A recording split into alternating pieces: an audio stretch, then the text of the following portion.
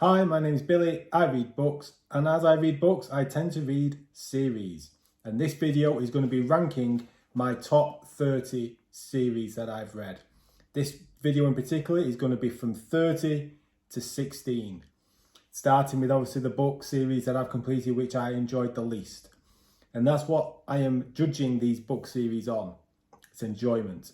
I'm not doing this in terms of quality of writing, prose, world building, magic systems, anything like that. It's just based on enjoyment. When I look back now, did I enjoy it? Did I not enjoy it? That's how I'm ranking these on. Now, obviously something has to come last. Something has to come towards the bottom of this list. And if that's a book series that you like, I'm really sorry, but it's just my opinion. That's all it is.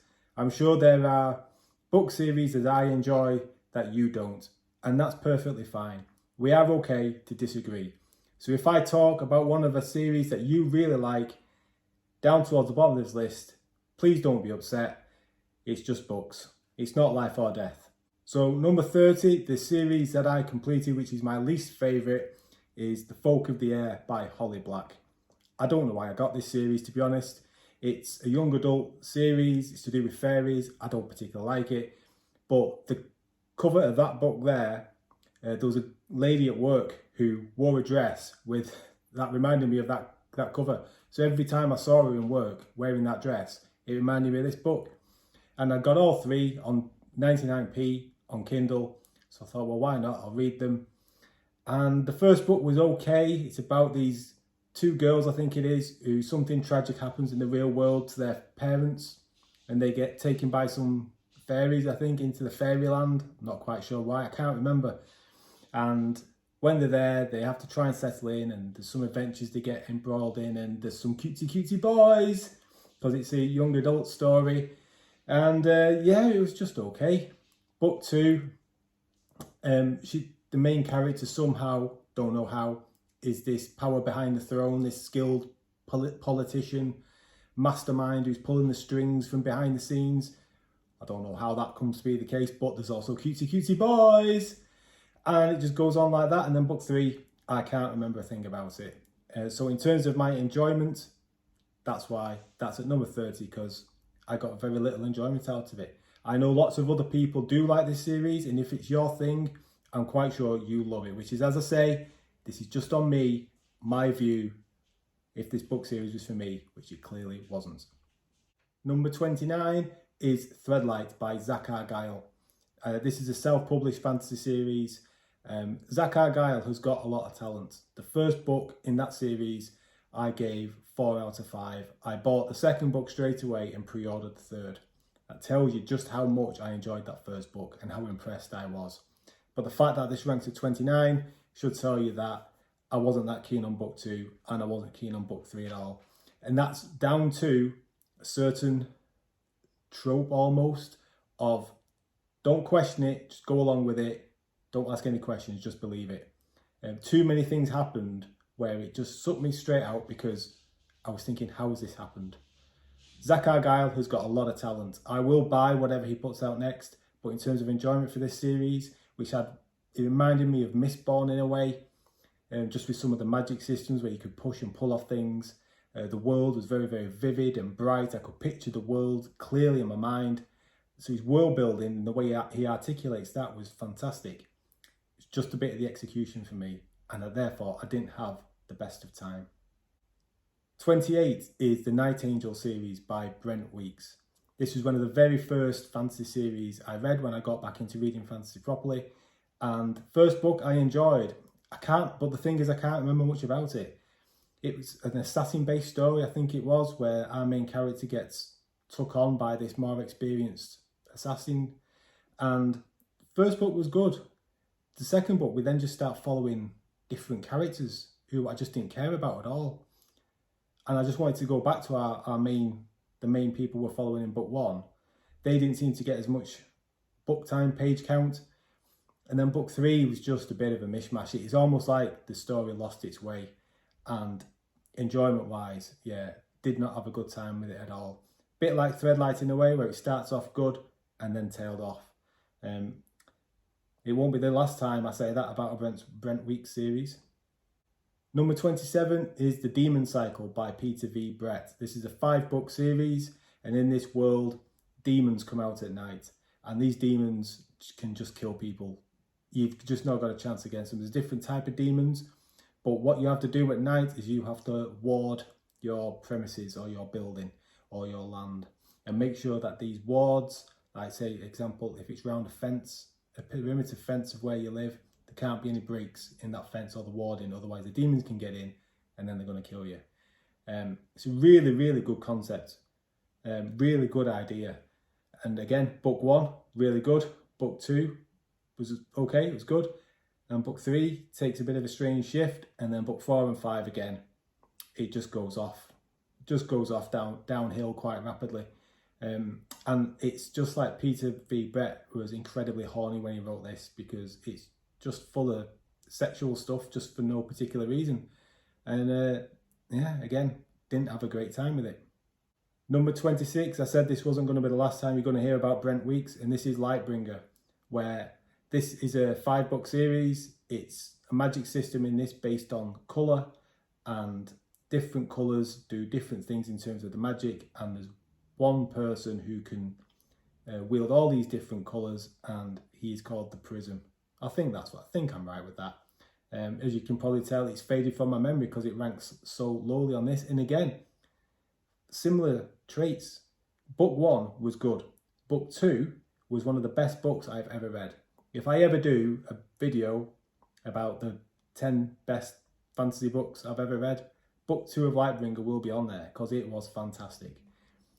Book 3 wasn't as good.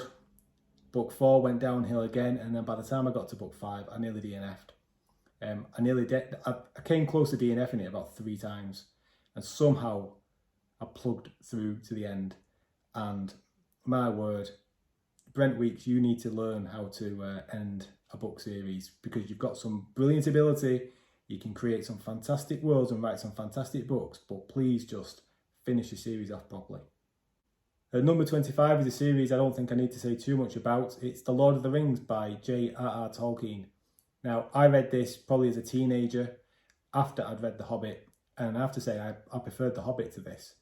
And you know, it's on it. It has to go in this list somewhere, and number 25 seems like the right place to put it. I enjoyed the films far more than the books, and I'm probably never going to go and read those books ever again. So yeah, sorry about that, Tolkien fans. I didn't enjoy Lord of the Rings. Next up's number 24. Now, these books now I'm going to talk about, there's nothing really wrong with these series. They were okay. They don't have the same problems that the previous ones had, where they start off good and then completely tail off. These were all right and more or less solid all the way through. Again, it's just ranking on enjoyment. So number 24 is The Wayfarers by Becky Chambers. This is a science fiction series. There's 4 books in this. And these are kind of cozy science fiction books, really. There isn't a great deal of plot in any of them apart from one. You just get to spend time with some characters, and you know, it's nice. And the writing's nice, and the interpersonal relations that she writes between these characters are nice. And if you want a nice, fuzzy feeling kind of science fiction story, then yeah, maybe give these a go. I didn't particularly like the last one. In fact, the last one, I technically DNF'd the last one because I was just bored with it. But, you know, 3 3/4 of a series, I'm going to say I've completed it. Bit of a cheat, this one, really. But yeah, nothing wrong with it. This is a very popular series, but when I look back on it, how much did I enjoy it? It was okay. It was all right. Nothing to write home about. Number 23 is The Rainbow Chronicles by Robin Hobb. This is the 4th mini-series within the realm of the Eldlings. And this one I'd been looking forward to because the Rain Wilds was something that was capturing my imagination. You hear about the Rain Wilds throughout the series beforehand, and on this 4-book series, you get to spend time there. 4 books in the Rain Wilds. How good can that be? Well, it was good, it was interesting. I can picture the Rain Wilds, I can envisage it, I can taste it, I can smell it. But it was written in more of a young adult manner. It was a 4-book series that could probably have been done in about 2.5 books, really. There was a lot of bloat in it. There's a lot of just sailing down a river talking about things. But there were equally some really, really good moments in this series. it all kind of mashes together in my mind. I can't really differentiate the 4 books separately in terms of what happened, but as a 4-book series, I love the setting. I enjoyed the story in the end. I just wish it had been done a little bit more condensed. At number 22 is the Winter Night Trilogy by Catherine Arden. And this is set in medieval Russia. It's got a lot of Russian folklore in it. It's set in winter, hence the title. So if you read this during autumn or winter, you really do get that feel. And the first book was brilliant. It had some almost like horror vibes going on in it as well. It had me really creeped out a little bit. Really atmospheric. Really beautiful book. Second book, not so much. I didn't enjoy that second book, but the third one picked up nicely, and I had a good time in the end with it. I don't know if Catherine Arden has written any other books, but if she has, I will pick them up because she can craft a really good atmospheric tale. At 21 is a series I thought was going to be an all-time favourite of mine, is The Gentleman Bastards by Scott Lynch, because I loved the first book, The Lies of Lot Lamora. I had a blast with that. I loved absolutely everything about it. The second book, Red Seas Under Red Skies, was like the author just decided, hey, we're going to be pirates. And once I got over that that change in direction, again, I had a good time with it. But then the third book, no, really didn't enjoy that third book at all. I don't really know what was going on in that. That characters end up getting in some play and having to rehearse lines and perform a play that, from what I can remember, has got nothing to do with the story.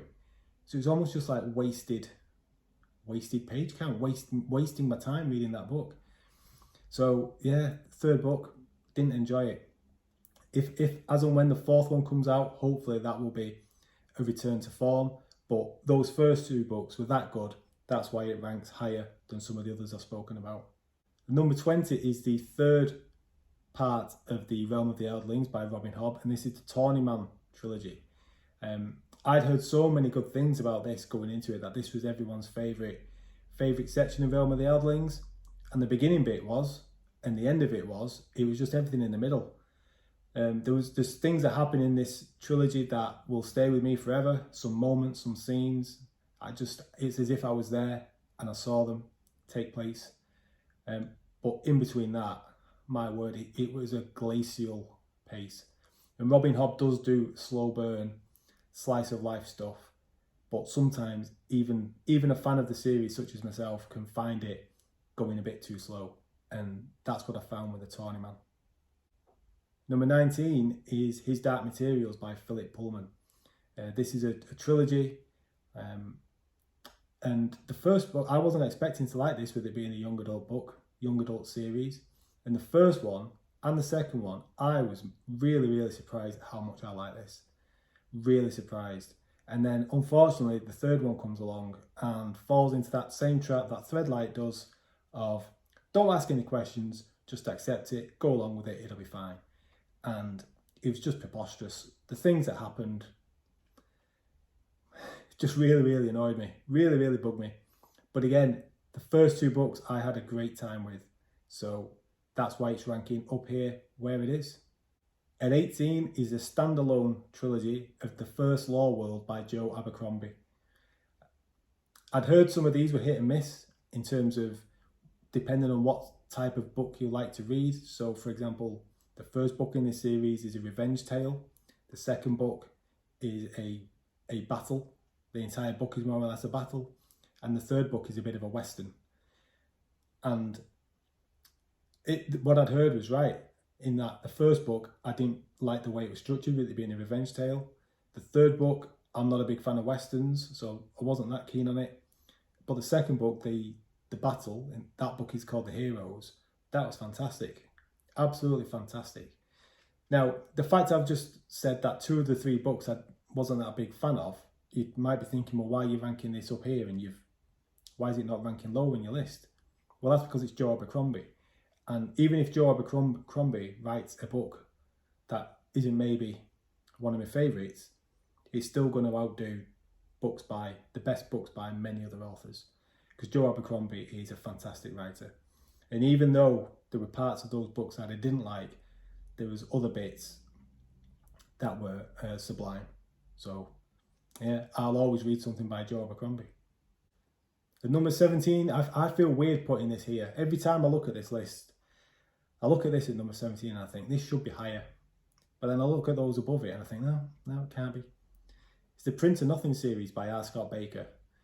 This is a dark, dense, confusing, brutal, violent trilogy. And it's a fantastic, fantastic piece of work. I take my hat off to him for what he's crafted here and the world he's created. But did I enjoy it? No.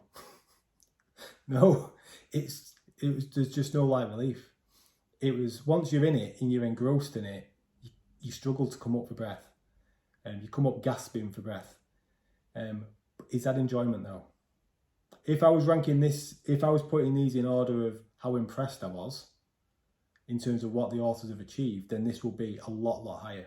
But in terms of enjoyment, I can't really say I enjoyed it. I appreciate it. I'm very impressed. I think if you are into dark epic fantasy, you should give it a go. But I didn't enjoy it. That's why it's at 17. And then at 16, I'm counting this as a series. I don't know if it kind of forms part of something else, but it's The Best Laid Plans by Rob J. Hayes. It's a duology. And I think this follows on from something else that I've not read. So when I was reading this, I was thinking, I'm sure I'm missing something here. Well, from everything I can see, this is just 2 books. It's like a pirate story. I don't even know if it's fantasy. It's fantasy because it's in a place, it's not on Earth. So that's why it's fantasy. But yeah, it's pirates doing piratey things and killing people and being violent and swearing and slagging each other off and having loads of sex. So it's great. It's great fun. As you can see, I'm chuckling just thinking about it. If I was ranking this on how impressed I was, flipping out, The Prince of Nothing would be smashing this one out of the park. The Prince of Nothing would be miles higher than this, but instead it ranks below it. Because I had a good time with Best Laid Plans. It's nothing fancy. It's nothing amazing. It's a duology. It was great fun. So yeah, that's why it's number 16. So there you go. That's my number 30 to number 16. I hope I've not annoyed too many people with that. Tolkien fans, Holly Black fans, I'm sorry about that. Tune in for the next video where I'm going to go do number 15 to number 1. Hope to see you there on that video. Let me know in the comments below if you disagree with anything I say. I mean, I can't believe you'll disagree with anything I've just said in that video. I'm sure you're all in agreement with everything I've just said. But I'm more than happy to discuss it with you in the comments below and tell me how wrong I am. All right, take care. Bye.